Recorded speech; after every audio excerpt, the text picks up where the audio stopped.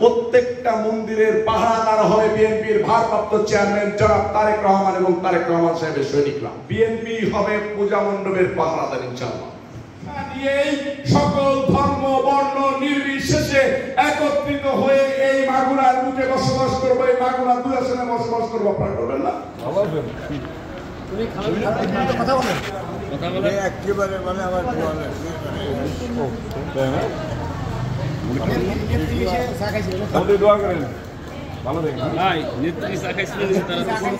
Slogan ধরেছি হিন্দু মুসলিম ভাই ভাই, তারা একসাথে স্লোগান ধরছে আমাদের ভিতরে কোনো বিভেদ নাই, আমরা হিন্দু মুসলিম ভাই ভাই। 5 তারিখের আগে পরে আমাদের নেতা বিএনপির ভারপ্রাপ্ত চেয়ারম্যান জনাব তারেক রহমান সাহেব নির্দেশনা দিয়েছেন, বাংলাদেশের প্রত্যেকটা নাগরিক এই দেশের মালিক। এই দেশে কোনো ভেদাভেদ নাই, কোনো সম্প্রদায়ের সাথে কোনো ভেদাভেদ নাই। প্রত্যেকটা মন্দিরের পাহারাদার হবে বিএনপির ভারপ্রাপ্ত চেয়ারম্যান জনাব তারেক রহমান এবং তারেক রহমান সাহেবের সৈনিকরা। তারেক রহমান সাহেবের নির্দেশনা, প্রত্যেকটা সম্প্রদায় যেন আমার হৃদয়ের মণিকোটায় থাকে, প্রত্যেকটা সম্প্রদায় যেন আমার ভাই হিসেবে ভালোবাসার ছায়াতলে থাকে। এইখানে যারা স্বেচ্ছাসেবী থাকবে, সেই স্বেচ্ছাসেবীদের জন্য আমি আমার ব্যক্তিগত উদ্যোগে তারেক রহমান সাহেবের পক্ষ থেকে তাদের গেঞ্জি এবং মাসি পিসিদের জন্য কিছু শাড়ির ব্যবস্থা করেছি।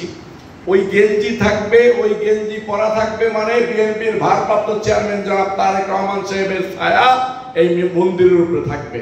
বিএনপি হবে পূজা মণ্ডপের পাহারাদার ইনশাআল্লাহ। আমার এই সকল ধর্ম বর্ণ নির্বিশেষে একত্রিত হয়ে এই মাগুরার বুকে বসবাস করবো, এই মাগুরা 2 আসনে বসবাস করবো। আপনারা করবেন না? আমি কি আপনাদের ভাই নই? আমি আপনাদের সন্তান নই? আমি আপনাদের ভাই, আমি আপনাদের সন্তান, আমি আপনাদের ছাত্র, আমি আপনাদের বন্ধু। আমি আপনাদের সেবা করার সুযোগ চাই, আপনারা দিবেন? আপনাদের পাহারাদার হতে চাই, আপনারা আমাকে এই সুযোগটা দিবেন।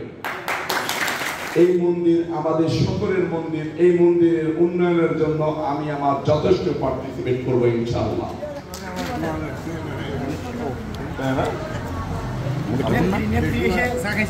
দোয়া করেন।